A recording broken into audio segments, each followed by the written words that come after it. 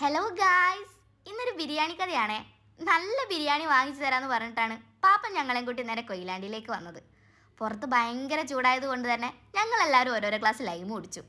ഇതാണ് ഞങ്ങളത് നിച്ചൂട്ടൻ.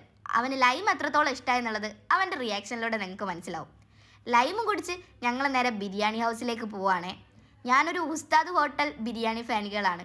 ആരെവിടെ ബിരിയാണി കഴിക്കാൻ പോവാന്ന് പറഞ്ഞാലും ഞാൻ പറയും നേരെ ഉസ്താദിലേക്കെന്ന്. ഒന്ന് മാറ്റി പിടിക്കടോ എന്നുള്ള പാപ്പൻ്റെ നിർദ്ദേശപ്രകാരം മാത്രമാണ് തൽക്കാലം ഇന്ന് ഉസ്താദിനോട് ബൈ പറഞ്ഞത്. അങ്ങനെ വണ്ടി പാർക്ക് ചെയ്ത് ഞങ്ങൾ നേരെ ഹോട്ടലിലേക്ക് പോവാണേ. ഞങ്ങൾ 6 ആൾക്കാരാണ് പോയത്. ഞാൻ, അമ്മ, അനിയത്തി, പാപ്പൻ, വൈഫ്, പിന്നെ നിച്ചൂട്ടൻ. കൊയിലാണ്ടിയിലെ ഗ്രാൻഡ് ഫാമിലി റെസ്റ്റോറൻറ്റിലാണ് ഞങ്ങൾ ഇന്ന് ബിരിയാണി കഴിക്കാൻ വേണ്ടി വന്നിട്ടുള്ളത്. ഞാനെന്തായാലും ഇവിടെ ഫസ്റ്റ് ടൈമാണേ. ഒരാൾ ക്യാമറയ്ക്ക് പോസ്റ്റ് ചെയ്യുന്നത് കണ്ടോ. ചിക്കൻ ബിരിയാണി തീർന്നത് കാരണം എല്ലാവരും ബീഫ് ബിരിയാണിയാണ് പറഞ്ഞത്. ഇതാ എൻ്റെ അനിയത്തി ബിരിയാണി തട്ടാണ്. എനിക്ക് നല്ല വിശപ്പുള്ളത് കൊണ്ട് തന്നെ നല്ല ടേസ്റ്റായിട്ട് എനിക്ക് ഫീൽ ചെയ്തു. എനിക്ക് ഭയങ്കരമായിട്ട് ഇഷ്ടപ്പെട്ടു. നല്ല ബിരിയാണി തന്നെയായിരുന്നു. നിങ്ങൾക്ക് ആ റൈസും കാര്യങ്ങളൊക്കെ കണ്ടാൽ നിങ്ങൾക്ക് മനസ്സിലാവും. നല്ല ബിരിയാണി ആയിരുന്നു. പാപ്പനും ഭയങ്കരമായിട്ട് ഇഷ്ടപ്പെട്ടു.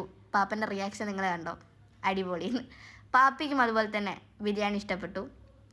എല്ലാവരും നല്ല ക്ഷീണിച്ചിട്ടായിരുന്നു ഉള്ളത്. അമ്മയ്ക്കും ഇഷ്ടപ്പെട്ടു, അനിയത്തിക്കും ഇഷ്ടപ്പെട്ടു. ചോട്ടയുടെ അഭിപ്രായം നിങ്ങൾ കണ്ടോ.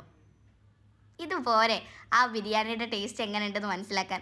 അപ്പോൾ കൊയിലാണ്ടിക്കാർ ഗ്രാൻഡിലെ ബിരിയാണി കഴിച്ചിട്ടില്ലെങ്കിൽ മസ്റ്റ് ട്രൈ ആണ്. ഒന്ന് കഴിച്ചു നോക്കണം. അങ്ങനെ ബിൽ പേ ചെയ്തു ഞങ്ങൾ നേരെ വീട്ടിലേക്ക്. അപ്പോൾ അത്രയേ ഉള്ളൂ. ബായ്.